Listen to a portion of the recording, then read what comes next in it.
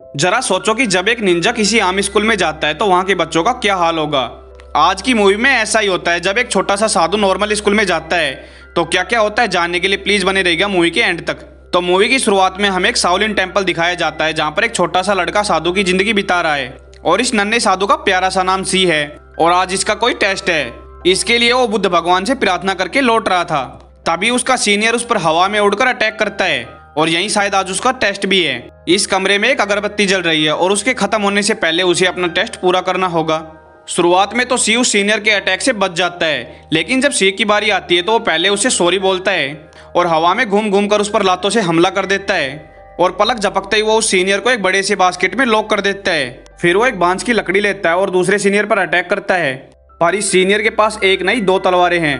वो बार बार सी पर हमला करता है, लेकिन सी डिफेंस में भी बहुत ज्यादा माहिर है और वो अपनी लकड़ी को घुमा घुमा कर सीनियर की दोनों तलवारों को नीचे गिरा देता है और इसी तरह दूसरा सीनियर भी हार जाता है। बाद में एक सुपर सीनियर साधु उससे मुकाबला करता है। वो एक छोटी बॉल को फेंकता है जो दीवार से टकराते हुए उस आईने को घुमा देती है और आईना घूमने की वजह से वो सारी रोशनी सी की आंखों पर गिरती है। इससे उसे काफी जलन होती है, पर वो इसे इग्नोर करके वहां से उस साधु की तरफ लकड़ी लेकर बढ़ने लगता है। तभी सुपर सीनियर हवा में उड़ जाता है और सी को पकड़कर पीछे फेंक देता है, पर सी उस सुपर सीनियर से भी हार नहीं मानता और वो उस सुपर सीनियर के पेट में एक जोरदार मुक्का मारता है जिससे वो दीवार में जाकर टकरा जाता है। इसी तरह सी उस टेस्ट में पास हो जाता है और ठीक उसी समय वो अगरबत्ती भी बुझ जाती है।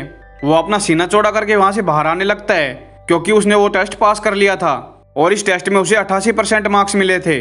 उसके मार्क्स देखकर उसके गुरुजी उससे कहते हैं कि 2% मार्क्स और ले आता तो बहुत अच्छा होता। उस जमाने में मेरे 90% मार्क्स आए थे।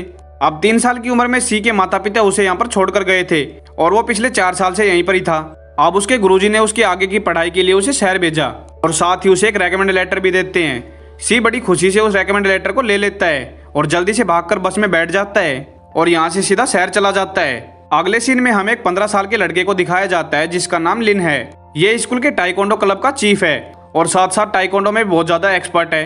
टाइकोंडो नाम सुन के घबराइए मत, ये भी एक मार्शल आर्ट है। इस क्लब की मैनेजर जिया नाम की एक खूबसूरत लड़की है। लिन की छोटी बहन और जिया का छोटा भाई इसी स्कूल के 4th क्लास में पढ़ते हैं। क्लब की मैनेजर होने के नाते वो लिन की फाइट देखती है और उसे इम्प्रूव करने की टिप्स देती है। असल में जिया को लिन पर क्रश है और वो उसे बहुत ज्यादा प्यार करती है, इसलिए वो उसके इर्द गिर्द घूमती रहती है और वो दोनों काफी अच्छे फ्रेंड भी हैं।